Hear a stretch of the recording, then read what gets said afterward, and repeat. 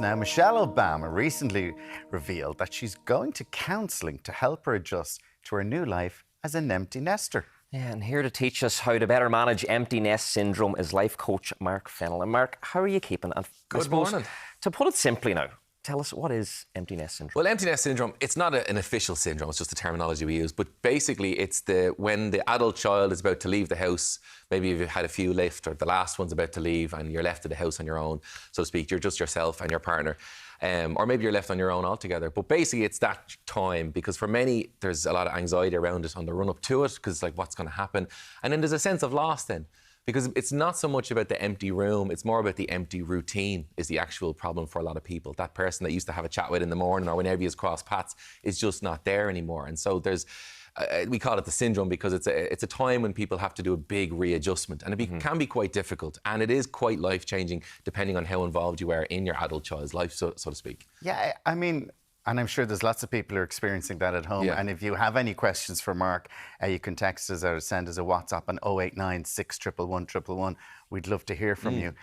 Because, Mark, I mean, yeah, if you've had 4 or 5 kids running around the house, and then they all just start to leave, and then it's just you and your partner there, that's a massive adjustment. It is, and it's the silence can be deafening, some might say, you know, and there is that side of it. Now, for some people, they see it as opportunity. It's great, we're free, we can travel, away we go. For other people, it kind of transitions into being grandparents, so the house is still not fully quiet. But for some, then, the kids are gone because, sadly, what we're finding is people are staying at home a lot longer, but when they do move now, they're moving further away and maybe overseas because, obviously, they get a house and the crisis that we're in. So for many reasons, when they move out, they've moved far away. And the downside is then you just don't have that kind of casual conversations that would have had. So there needs to be an adjustment. But one of the things I always say to people, and I've seen it more often, because a lot of my clients are business clients, and I have a client, for example, who's a CEO, and she's built her whole business, she's done very well. But at the last year, the conversation has come up. She said, my last daughter is going to leave. She said, I've worked my whole life to provide for my kids, and now they don't really need that. And she's kind of at a place of, well, who am I? You know, because my whole life was to provide for the kids. Who am I now? Still working. Kids are gone. They don't really need me as much. What am I going to do? So there's a real identity thing. And there's 2 things that basically happen, people. It's the identity piece. Who am I? What am I going to do? What's my purpose, so to speak? So there's that reevaluation happens. And the second part is then the mindset. Because when we're looking forward to it as it's coming up, we can feel that sense of loss, almost like a grief. So it can be quite life-changing in many ways. And you do have to look at those 2 attributes and re-collaborate. And sometimes we need help to do that. This must be a relatively new phenomenon, because I remember when I was moving out, my dad would come home every day from work and you're still here. Yeah. You're still here. Yeah. Will you ever get out? There's no empty nest syndrome at my house, I can tell you. No. Yeah, no, and it's not every house, you know, but what it does happen, and sometimes relationships with the adult child can actually be better when they move out, you know, because if you've got personality clashes, they're a little bit lessened when the proximity is not as much. So it can actually help relationships in some scenarios. Some people find it, you know, quite liberating. They do refer to it sometimes as well as the second honeymoon for a lot of people. Well, this is what I was going to say. I mean, it must rekindle some sort of romance, it could do the polar opposite. They've nothing to talk about. It's like 2 strangers. That's the biggest thing. They find, you know, all we ever talked about or all we ever spent time was around the scheduling of the kids or whatever the case might be. And now that that's gone, what do we talk about? So what can you do to kind of help the situation? Well, first of all, you know, there is that question, well, who am I? Don't go too deep on it. Just say, what do you like to do? And try and find other people to do it with. I know that sounds very simplistic, but sometimes that can help, and say, well, I like to go for a walk and they're not able to walk with me. Well, maybe there's a walk club, maybe there's a hike club. But what do you like to do? Try and find groups that also like to do it. And you do have to look at that social side of things.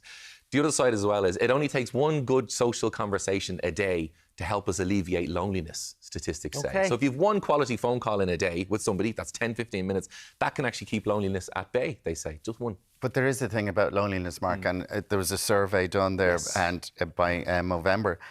And like with this, friends can help this situation if you are alone like that, and you can now arrange to go out with your friend for a lunch or a walk or whatever. But what was the percentage of men who said they didn't have any friends to turn to? And it's increasing, sadly. So 1 in 3 say that they've no close friends at all. None at all? None at all. 60% of men say they feel lonely most of the time. And the sad thing is as well, just flipping on the other side, the loneliest age from statistics right now, as a statistics that was done in 2021, post-pandemic, the loneliest age is the 18 to 24-year-old age. Isn't that crazy? It is, yeah. But I mean, I know myself, when I left school or if I wasn't playing sports, it can be hard to navigate when your friends are moving away to college or for work. And especially obviously with pandemic for that particular age group as well. And was it the pandemic then? Was it COVID that those were their developmental years when they would have been out making friends and doing all that, and they missed that? So the problem was there prior, okay? So definitely was there prior. It definitely has exacerbated and gotten worse because of COVID. Because a lot of the formative social years of college and getting a little bit of independence and so forth, that experience didn't happen for many.